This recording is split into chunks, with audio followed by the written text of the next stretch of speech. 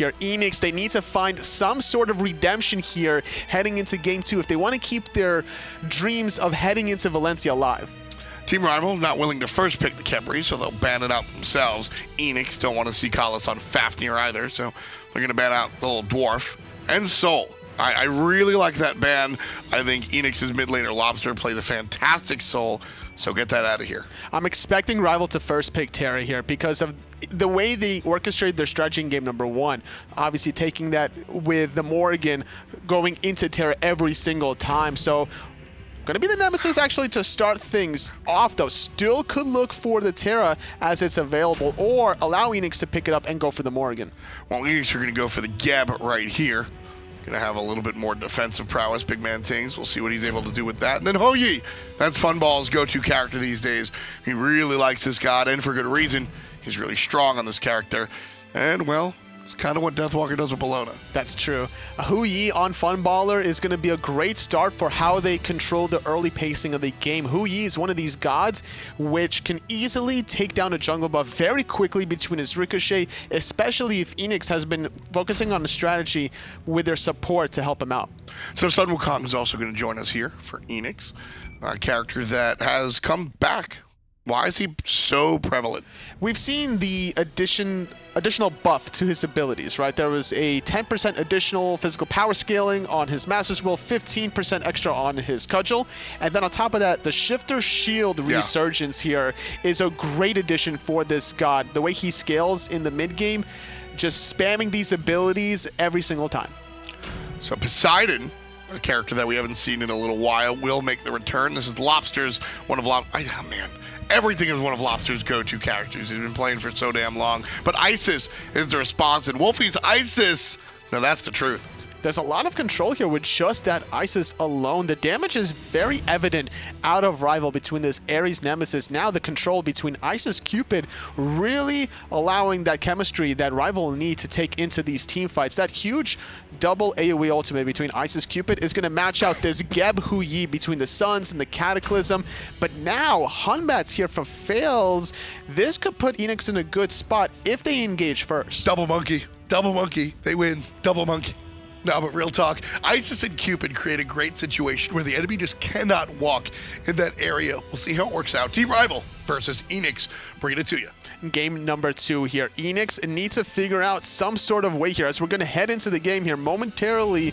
We're trying to see how Eanix can stop the early game aggression here out of Rival. Between the way that they started off in the first game, Rival found that early flank here, so I'm not expecting Eanix to fall for it 2 times in a row. Uh-oh, chains on a Funball. Very quickly, Funball's in trouble. The jump over the top, and the clap. Vote gets the kill. Wow, Rival yet again with an early first blood. Last game, it was in the mid lane. This game in the dual lane, just mixing things up, not allowing Eanix any breathing room. First blood now going in the way of Vote here, and the death onto Funballer. That's going to create such a disparity here in this dual lane matchup. Very important play that Team Rival bring that over to the left side instead of the middle lane.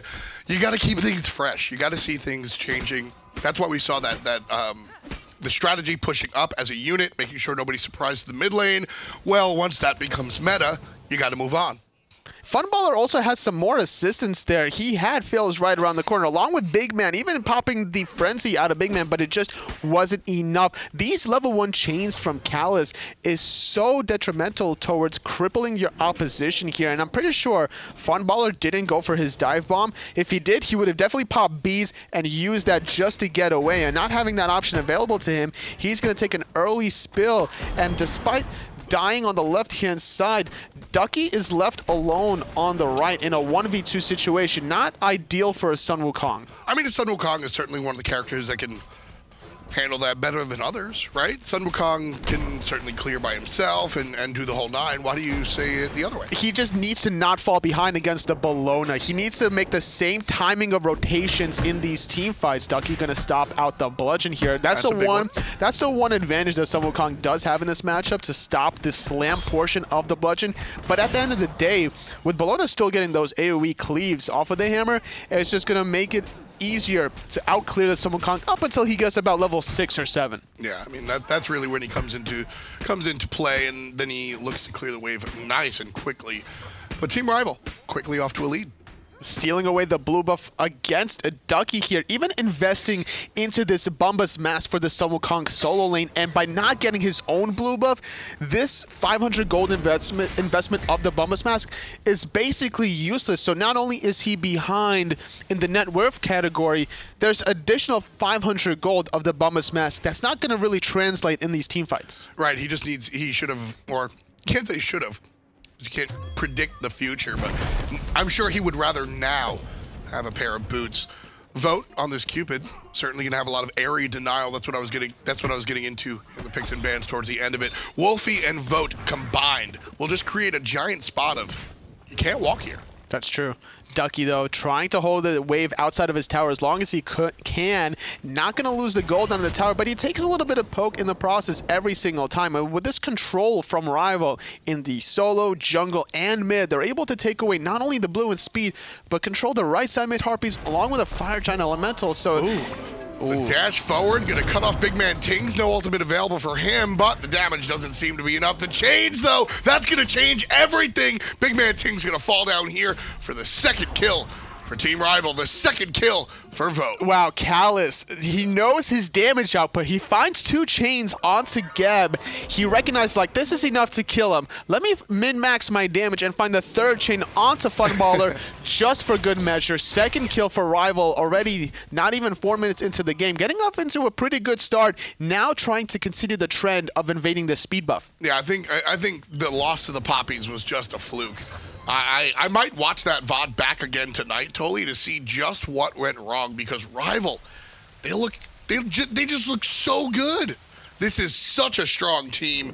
Eanix is one of the best teams on the planet. Ooh, a lot of trouble is Lobster. He's going to get caught by the max distance Spirit Ball. The Wing Gusts are good as well. 3rd kill for Rival at such a quick pace. Understanding that Fails did not have the Fear No Evil available to him, and he didn't really care if the Kraken was available. It was the Fear No Evil that Team Rival were afraid of. As soon as that went down, they can look for the kill in mid lane. And there was not much mana on the Poseidon either way. The Purification Bead's not available. Deathwalker getting the better end out of Ducky yet again. Blue buff, additionally to the speed buff. Keep stripping that away from Eanix is the goal from Rival. And with the first back from both of these soul laners, Ninja Tabby for Deathwalker, and not enough gold here for Ducky to finish off the boots because of that Bombus mask.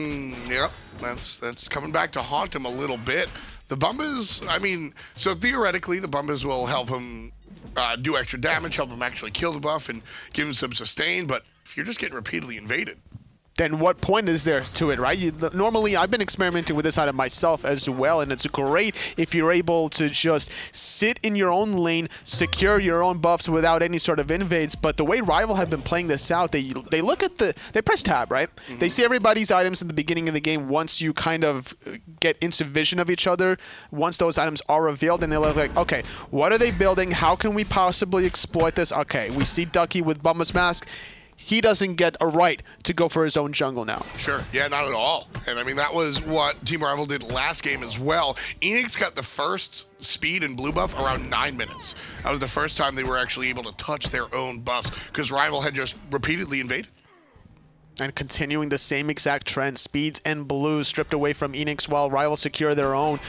1 level disparity thus far for Ducky. Not a great spot if you're a Sun Wukong player that needs to not necessarily fall behind. He's a pretty decent god from ahead, but he needs to stay even with that enemy soul laner because he needs to be in team fights at the same time. So if you're losing the lane, you need to catch up and farm. So you might actually give up rotating to a team fight just to sit there. Well, that's going to be beads out of Funball.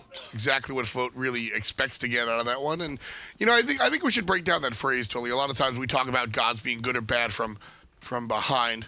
We'll hold that as Kalos looks for a kill in the mid lane, or a couple. Slowly walking up, gets 1 chain, still looking for more. There's the Kraken after the fact. Deathwalker already has a kill. And the ultimate not even needed from the Ares. Instead, waiting it out. Nice ult from Wolfie to reheal. Level 9 on Wolfie's Isis allows him the damage reduction on the level 2 Circle of Protection compared to Lobster, only sitting a level 7 with the Pen Boots. And this point, the Kraken man doesn't have that much damage to really negate the protection, the damage protection from the Circle Protection with the healing. Ooh, here comes Ducky by himself into a slew of the other team. Wolfie very low, 15%. He's gonna get chased out by the solo laner, but Kalas here as well. Uses the ultimate. Good thing he saved it then. Still gets the kill as Ducky.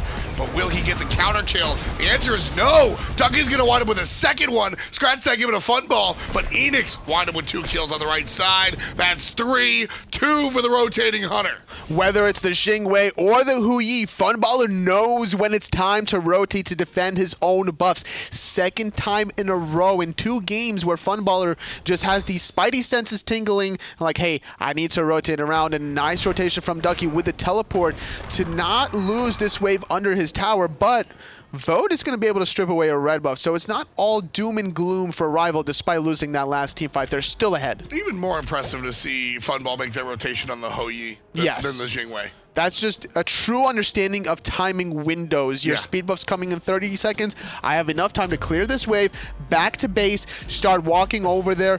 I might lose maybe 2 melee minions under my tower if there is no team fight, but losing that potential 50 gold is way less hurtful than losing this potential team fight.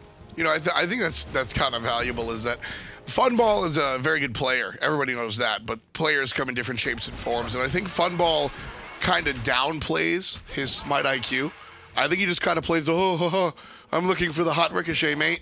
But at the end of the day, Funball really understands timing windows specifically, whether it's specific items or buff respawn timers. He's the guy that really gets it.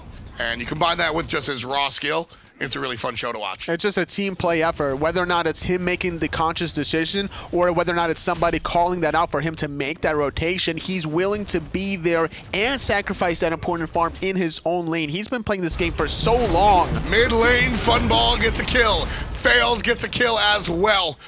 I think they pissed off Eanix in game number 1, totally. That's what it looks like. Eanix are just coming out in full force. They find these 2 picks, and now they're going for a very early 9-minute Gold Fury, but they don't have Kraken. Wolfie does have that circle protection, but he's in mid. Kalas and Vote both have ultimates. This is not as bad as it might seem. There's the ultimate resetting the Gold Fury. And Kalas still is a chain. Gold Fury goes down. It's Eanix. Well done. Just not in position there. Wolfie backed to base, so he didn't have that circle protection ready and willing to be able to stop out that one, despite the Kraken not available for Lobster. Well, Wolfie not around that corner. Very easy pickup. Eanix are able to cut this deficit with that Gold Fury, tying the game. And that one's going to be a great look for Eanix, but will they be able to hang on to it? Look at that graph. It was about 3,000 gold and experience, not even 2 to 3 minutes ago, but all it took was 2 sloppy engagements from Rival, just over-aggressing. Now, granted, it was a great counter-rotation from Funballer the first time around, but that second team fight in mid was just so unnecessary. Oh, nice silence by Wolfie. I love that. That's the type of play on Isis that I like to watch, and that's the type of team synergy that I keep bringing up. Wolfie, so the distance for that silence is not long. It's a close range ability. Ice Baby sees that he's getting overhand smashed. You don't have time to verbally communicate that.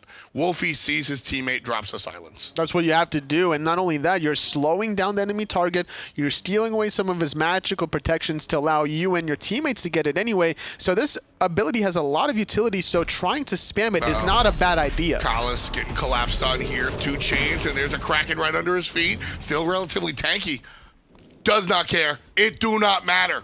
It's only a level 10 Poseidon, not having Gem of Isolation complete. This is not the power play that Eanix needs to be looking for. This Ares is not that far out of position to try to burst him down. Sitting in level 9 with the Reinforced Greed, with this Gauntlet of Thieves, he has enough health and protections, not to mention this Bracer of Undoing, which wasn't even used to counter that Kraken. Listen to you and your bars. That was pretty fun. I actually didn't even pay attention.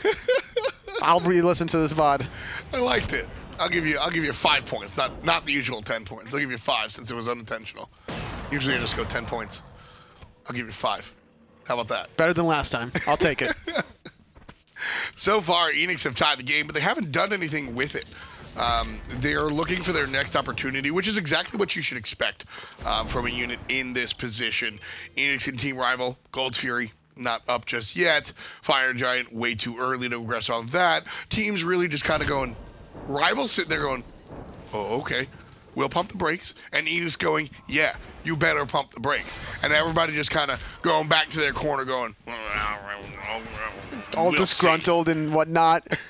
Ducky now managing to make a comeback with everyone pumping the brakes here, sitting at level 13, actually one level ahead of Deathwalker now. Surprising to see the Sun Wukong making such a great comeback here, sitting at 1-0-4, finishing off this Gladiator Shield here. There's been a resurgence of this item here with a lot of different changes to a lot of different items.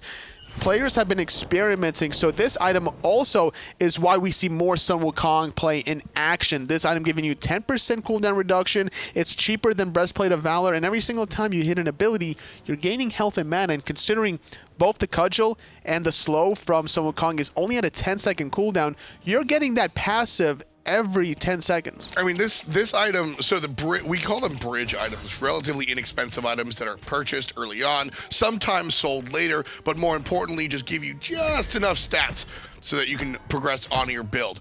When we see Hunters, we talk about Ikaval being relatively inexpensive. That's a bridge item. Solo laners used to buy the Mark of the Vanguard. That's a bridge item. But with this Gladiator Shield at what, 1,700 gold? Yes. 1,700 gold, that is by definition the bridge item that the solo laners, most solo laners, have wanted forever. And despite being behind earlier on and having the Bombas Mask that didn't really work out for him because of how cheap this Gladiator Shield is, it's not able to really compete with that Mystical Mail. Portal Demon, though, going for Rival. Yeah, Circle of Protection helps that one out. There's the Fear No Evil jumping right side. Is going to be Fails right on top of Vote. He's slowed and he doesn't have the dash available, totally. He's likely to fall down until Collis shows up, pulls Ducky under the tower, and sends him back to the Shadow Realm. 2 chains onto Lobster, not finding the third one. Great pick onto Ducky, but everyone from Rival, I'm sorry, just Wolfie and Vote were so low that they had to back here, but having this Portal Demon allows him to get back into the action here.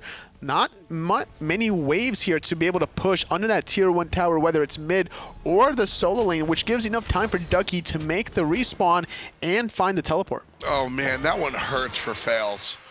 He's slamming his Sacred Monkey button so hard at that moment. 2 players, 1 hit away under the tower. If Fails can throw the ball and it hits both of those players, he doesn't even have to teleport. They're already dead. Double kill from the Monkey. Oh man, you know what would have made that happen? Bracer. Just saying. Is this the new Sunder discussion here? But either way, though, Bracer, yes, has been making a resurgence. It's been one of my favorite items for so long. I'm so happy to see it picked up. I mean, there's so many different options for a lot of different gods as well. Hunbats needs Purification Beads, obviously, to survive against Callus every single time he gets pulled, unless he was playing a different jungle that has CC immunity. But Hunbats not having that option has to go Purification Beads. And for the Great Engage, you need the Blink to have that surprise factor. Yes, I perhaps should qualify. The relics that Hunbats has, I think, are the correct ones. Okay. I don't think that he should have Bracer instead of Beads, so that every time Collis looks at me, he gets pulled. I don't think that whatsoever. I'm having some fun. But I do like Bracer. It's a good item. It's a great item. I like to go Vulcan in the soul lane and just rock the Bracers, man. It works. Okay. It actually, it's ranked. Anything works. Okay, I'll give it to you because you get the double shotgun blast. Yeah. I do it on Habwa jungle. Please don't play in my ranked games. But you see it a lot with those are my favorites. When you get the reset, when you're able to fire off an ability, hit Bracer, fire off at the same ability, you get tons of hilarious moments. And here with Team Rival, you see Ares with the Bracer. He's going to be able to chains, flames, Bracer, chains, and you're just stuck. It makes sense. Terrible. It makes sense, though, for him to be able to do this. Not only is he going to reset the cooldowns, because the chains will go on cooldown after that third chain, so the duration of this, the damage over time and the cripple, then you pop that for the cooldown reduction. which helps, but at the same time, he's going to be tanking a lot of damage. So everything about this relic is helping Ares stay alive and be aggressive at the same time. Right. It gives the double edge. It gives both of the options, whereas before the Terra, you only really get your health back. The cooldown reset isn't really helping you as much as some of the other characters that he was playing earlier. Kalas here. Still looking. Oh, he only gets one. Fail's going to go and use the beads. No big deal. It's not a bad idea just to force the beads even out of Fails, because now whenever he's going to look for this blink engagement on the Fear No Evil, he's going to probably get disrupted. It's a win for Eanix, though. Wolfie popped the ultimate expecting the pull. That's true. Wolfie expected the pull. And with that circle of protection down, Tolly, yes, Eanix is going to look for the Gold Fury. This is absolutely the right call. Love this idea. They have the Kraken available. Eanix has the upper hand on this objective, but are still trepidations about pulling the trigger. They don't want to take a team fight quite yet. They want to find maybe somebody out of position. 2 ultimates down from Rival. Only big man Tings without that Cataclysm for another 45 seconds here. Darkwalker going to find the knock-up stun from a distance. Connects onto Ducky, even forcing out the ultimate. Well, there's going to be a different ultimate from a different monkey altogether. Down south side, sending everybody walking north. The Kraken used. Kalas and Vote low, can't reach the rest of the team. Ice goes down. Kalas walks into the wrong neighborhood. He's got a good chain, but Ducky's got a better stick. Not dead yet. No, Ducky, he's oxing on in, finds the slow, cudgel needed, connects it. 2 members dead from Rival. Now one is to take the teleport under that tier 2 tower, and Eanix are gonna sit pretty with that red buff after that victory. What did the Ducky say to the Ice baby? What did the ox say?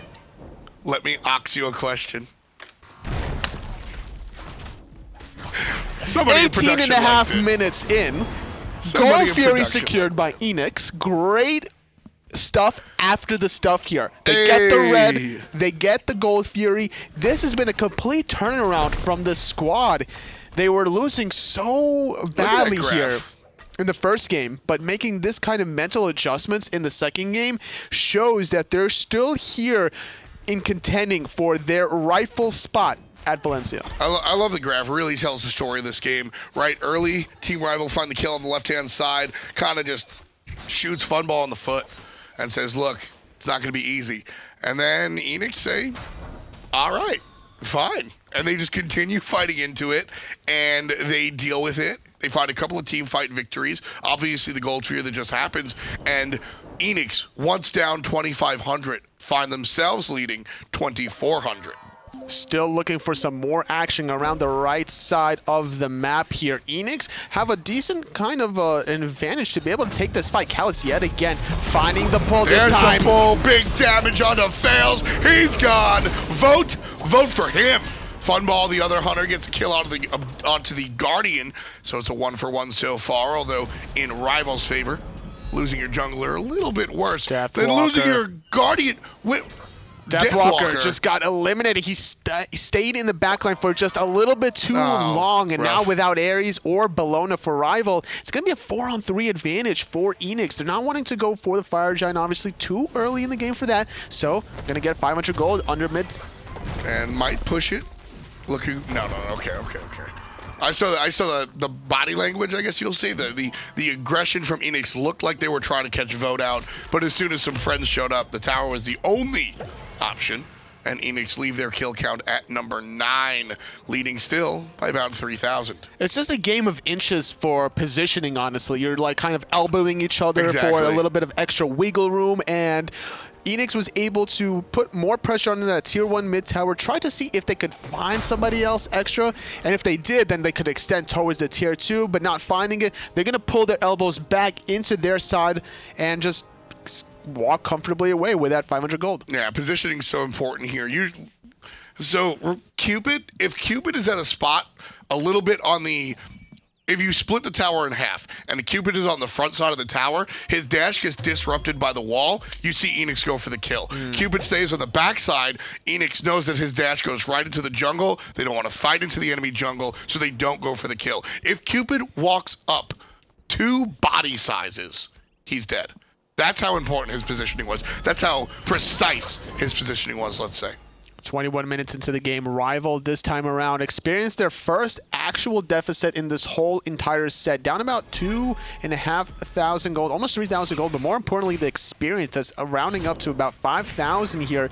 And Ducky, despite having such a slow start, I would say, now tied with Deathwalker here. He did have that 1 level advantage earlier on, but now sitting pretty at level 17 on the Sun Wukong, getting a lot of cooldown reductions with the Breastplate of Valor, with the Gladiator Shield, and now really banking on winning these team fights by picking up this Hat of the Urchin. Ducky and Deathwalker are the two.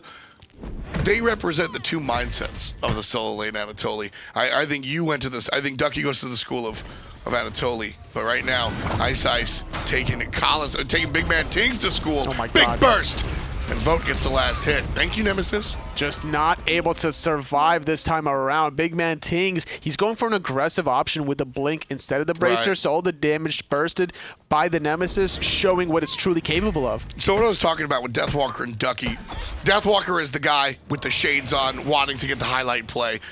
Ducky plays for the team, like Dimmy, like you once upon a time. He doesn't mind if he loses the lane. He's going to come up. We watched him stand there while he gets 2v1'd, right?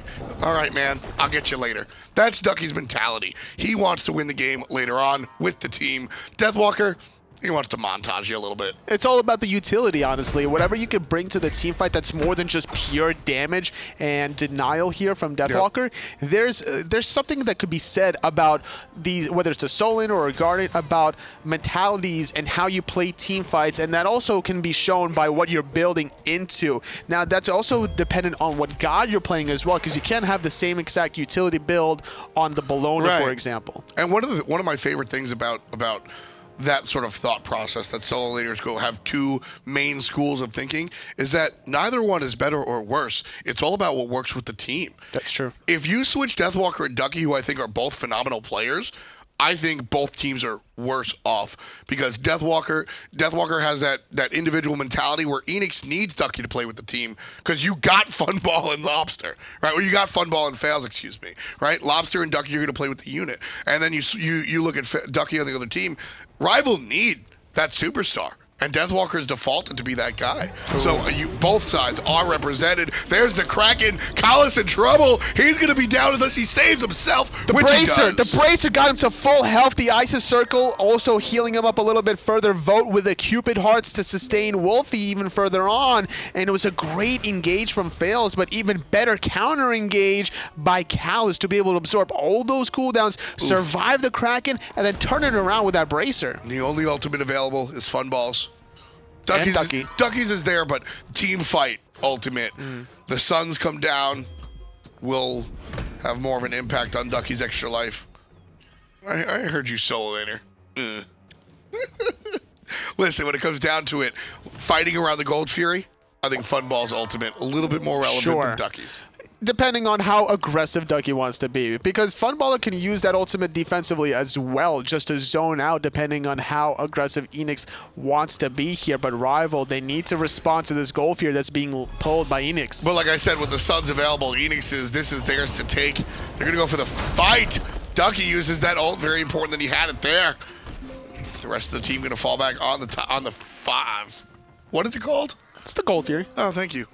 Gold Fury going to get started again by Eanix, wrapping around underneath this Ducky, really set off of that Spirit Ball alone. Big Man Ting's going in. There goes the Suns. Now it's Callus out of position. And the Suns waiting for the team fight. Backside, Vote in trouble. Aegis saves him for the moment. Spirit Ball saves him for the second. Wolfie saves him for life. Great team synergy. Team Rival on a tear. And they're going to keep pressing on towards the Gold Fury with the hearts from Vote. He was sitting at about 5% health. One slap. Like one breath. One little flick in the nose. Just one little look in his direction.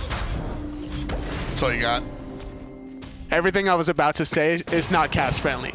I figured. Team Rival. That one's not cast friendly if you're rooting for Eanix. Tie game. One more time, 26 minutes. Team Rival come back. They fight into it. They get the team fight win off of fantastic bodyguard play from Wolfie. Ooh, but diving into the backline is Big Man Tings. Still Rivals. Double girdles here from the opposite ends. Big Man Tings trying to roll on out, but Rival secure themselves the Portal Demon. Ducky still looking for the jungler. Ice Ice Baby picks up 1, 2 hearts, 3 hearts, full HP. Lobby going for it. Stun into the Kraken. Ice Ice Baby, where you at? 11 kills for Eanix. Retribution Shield not enough to save the life out of Ice Ice Baby. That's 2 clean picks from Eanix and giving them maybe the opportunity to do this fire jump, but without the Kraken here. Deathwalker. Oh, Deathwalker. Deathwalker. Up, down. Can't save Wolfie. The Aegis will for a brief second, but fails in Funball. Team up to take down the 2 that walked through the portal. Now they could do the fire giant after those 2 picks. After the gift. Wolfie shouldn't have taken the portal at the same time that Deathwalker did. Needed to bait out his soul laner a little bit longer before going through that one. Both the Suns and the Fear No Evil was used immediately upon Deathwalker's arrival, and Wolfie was just the unfortunate victim after the fact. Yeah, Wolfie didn't have an ultimate available. Rival have done so many swell things that, you know, sometimes your brain turns off for a brief second. Sure, that statement's a little tongue-in-cheek, but, I mean, totally, you're a player. So the mentality that Rival had there was that they had no vision of Fire Giant. They were going in blind on purpose to maybe stop the Fire Giant attempt out of Eanix. Right. That was their goal. Yeah, which is a valiant goal. I don't mind Deathwalker going through there. Like we said, Wolfie was, unfortunately, just a mental misstep coming out from the mid laner, who are, these days, a rare mental misstep. Very true. Honestly. Very, very true. Eanix knew the plans, though, out of Rival. They knew that they were the ones with the vision, denying Rival the opportunity to see whether or not the Fire Giant was being pulled originally, allowing them more time to be able to just wait it out, honestly, because there was 2 dead members from Rival anyway, so there was no rush for Eanix to pull the trigger on the Fire Giant. 3K and a Fire Giant is the lead that Eanix command at the moment. Collis and Deathwalker cautiously pushing up the left side. Tier 1 towers, all gone. Tier 2 towers, the only defense left for Team Rival, sans the Phoenixes. And as we approach half an hour, the game has belonged to both teams at one point or another. Right now, currently, we're riding along with Eanix in their trip towards the finish line. Very curious to see if they can hold it. Deathwalker knocked up. Leading the charge, Deathwalker trying to keep his tier 2 alive. Ducky receiving the shield, trying to absorb a lot of damage. The chains from Cal is doing quite a bit here, but without the blink for this Ares, it's very difficult to engage for him. Still playing it safe is Eanix. Don't want to go in too hard. They understand they have a slight advantage, but not a gigantic one.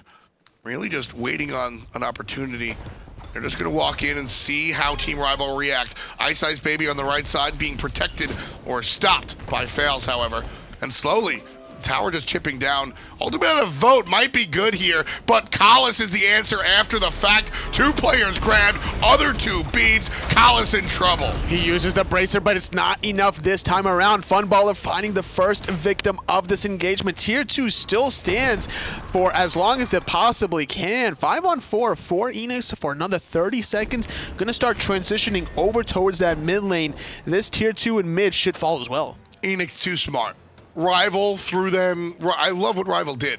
Vote throws out the ultimate and catches 4 people in it, understanding they're good at beads. And then Collis goes in and gets the pull on everybody. They win the team fight. They go ahead, they win the game. Well, here's the problem. Nobody beats the Cupid ultimate because they understood that Collis was coming up secondary. Eanix turn around. They kill the support. Fantastic intelligence and I wish we had a listen in, because somebody calls do not use beads. Somebody calls that, totally. That's awesome. And Eanix this time around with the gap. They banded around in the first game and picking it up the second game for Big Man Tings, and he's been able to save a lot of his teammates in crucial moments here and being able to get pulled here despite against Callus. Yeah. You can still bait yourself out expecting Big Man Tings to bail you out with that very important Geb shield. Shh. They're hunting weapons. Eanix here, Deathwalker. Hey guys, I'm gonna go for the blue buff. Guys, I think I want a blue buff. Oh, hey, bud! Deathwalker just gets chased out. He doesn't die. It wasn't as It wasn't as climactic as I really anticipated, but it was kind of funny. That shield charge coming out of Deathwalker at the last possible moment barely clips the tail end out of that Fear No Evil, which disrupted the follow-up from Lobster. Ice Baby. I love the decision to go Magi's Blessing. Not a lot of choices to really strip it away very easily. You're looking at Wolfie with the long-range Spirit Ball, Kalas with the chains. Obviously, that means he's already engaging. I think the Magi's Blessing combined with the beads that he has selected for himself. I mean, Ice is just never going to get pulled by Ares. It's just not going to be possible because they're on the same team. Yeah, it's twice for me today. Oh, well. Unless there was a Morrigan on the opposite end, that would be quite a sight to see. I appreciate the what if there's a god that actually just forces you to fight your ally? Like Rob? Circuit Madness. Yeah, but like, what if we had more like that? More madness? More madness. This is SMITE. I appreciate the attempt to bail me out, but oh well. I make mistakes. Fire Giant has respawned here. 32 minutes into the game. Eanix with a 6,000 to 7,000 gold lead, but it's still fightable for Rival. Oh, absolutely. With the Fire Giant on Eanix's side, it becomes a lot harder. So Rival absolutely need to maintain control of this. Ice Baby not getting pulled by Kalas anytime soon, but can Kalas pull the other team? That's really the question that we have to ask ourselves. He was unable to find it in the last engage. Eanix was too smart. But with the team fight going on, are they going to be able to really make that call is a question. Ducky doing a good job just banging out some cooldowns against the Wolfie, but he doesn't really care too much because of that passive, the way it works, gaining HP 5 and MP5 based off of witnessing a bunch of deaths. Kraken against Ice Baby, Bees, and Bracer being used, Retribution topping him off. The Bracer, that's a win for Rival. The Bracer on Ice, so much less important than a full Kraken. Over the wall comes Funball. There's the Kalas grab. Wolfie, pop, double kill for the mid laner. That time it worked. So much damage. Where did they go? Eanix now fighting in a 3v5 here. Vote and Wolfie experiencing some pain from that Furious Monkey, but fails, not wanting to go in despite winning that team fight, playing it super safe, wanting to be 100% healthy before they go for this Fire Giant. That was the play that Rival tried to make happen on the left-hand side of the map that Eanix was too smart for. No, sir, we don't need you. We won't pop the beads. That time, they get pulled by Kalas into the circle of Prots, into the devastation. Team Rival, it's 10 to 14, and Eanix lead them by about 6,000 gold. This is the time for Rival to start turning things around here. They have to go for this Fire Giant if they want to get back into this game. Deathwalker is going to start tanking this up here. Damage from Vote being dealt. Fire Giant less than half health. Ducky trying to disrupt some of the DPS, keeping Vote and Wolfie preoccupied. Do they stick to this, Toli? They have to. They have to get something out of this. this. At this point, they have to. 25%, no circle of protection. Deathwalker, the only ultimate available. Up down is good. Fire Giant goes the way of Team Rival. Deathwalker securing that for himself. Ducky still trying to dive the backline, but it's Kalas taking a lot of damage. Rival trying to retreat as best as they can. Big Man Tinks is here. His blink is available. Cataclysm could be the engagement tool. Rival are backing out. There it is. That is a big boy play. Team Rival are going to lose their tier 2 tower. Worth. Yes. What is that, 1,000 gold in trade for the Fire Giant? Yes, sir. If you could spend 1,000 gold in the store and buy your team a Fire Giant buff, would you?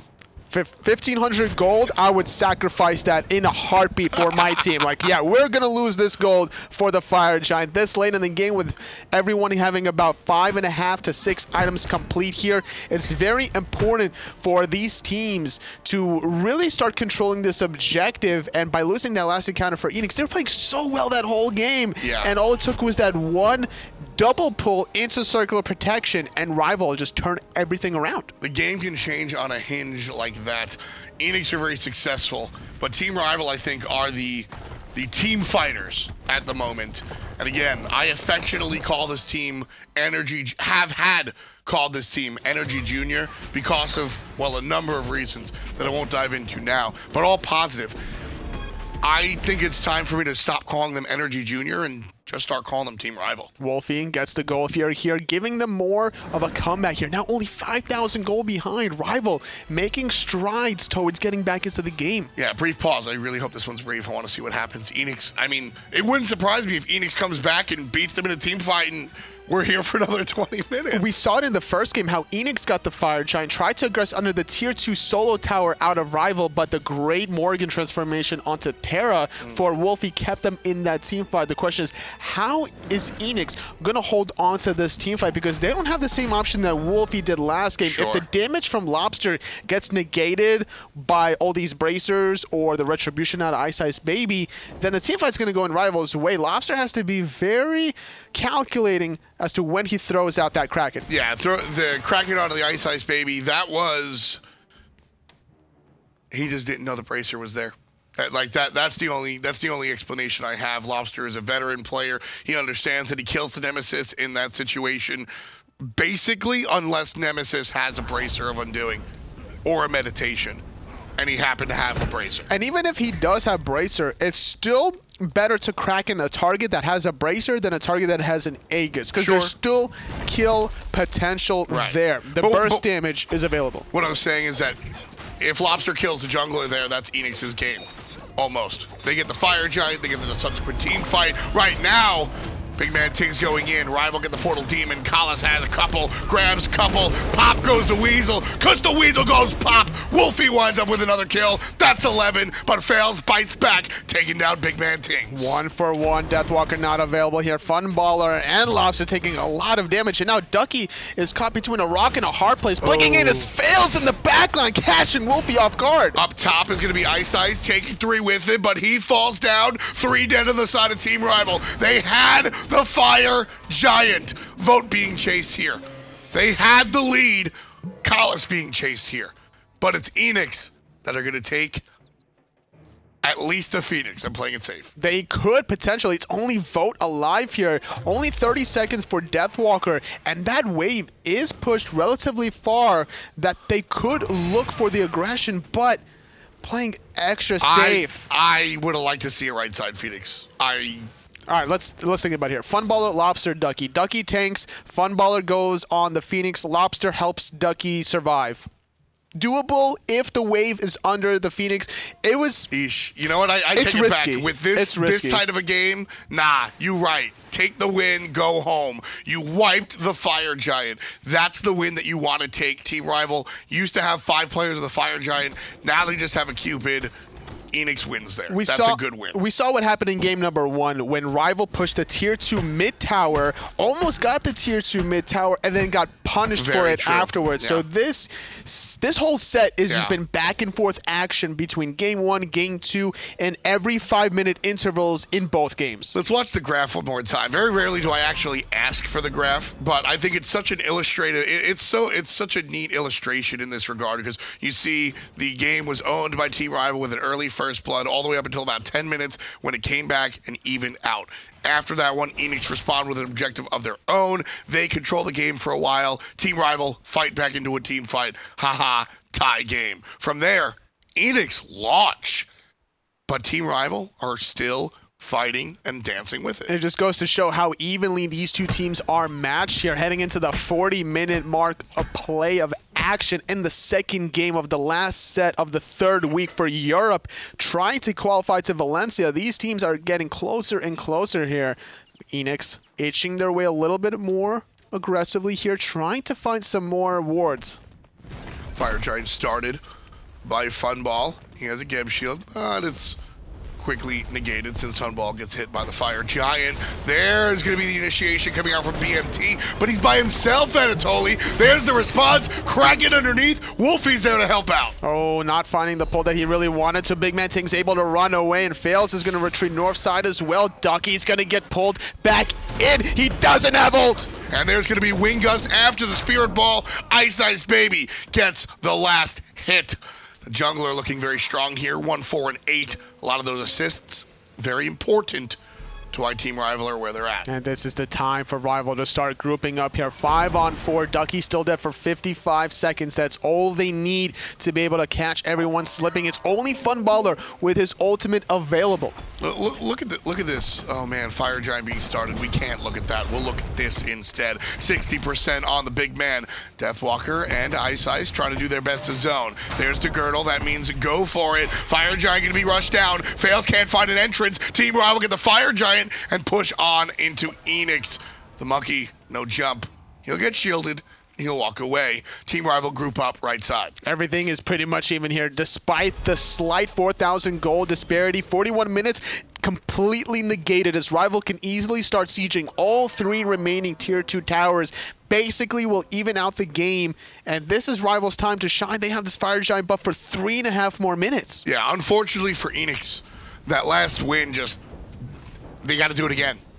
I think the Blink Cataclysms for Big Man Tings are just too premature here. They didn't catch, they caught some good targets in the earlier stages there, but they're only catching one onto Wolfie. Now granted, you're forcing the beads out of an Isis, which is nice to allow more follow-up from Fails later on in that team fight, but it's better to just wait it out and allow Rival to group up to min-max the efficiency of your ult. Yeah, no, I think that was just a mistake. Now, I'm not saying whether it was Big Man Tings going over aggressive or Eanix not following up. It's a team mistake when that sort of thing happens at this level. Big Man Tings blinks over the wall, finds a Kata, but nobody's there.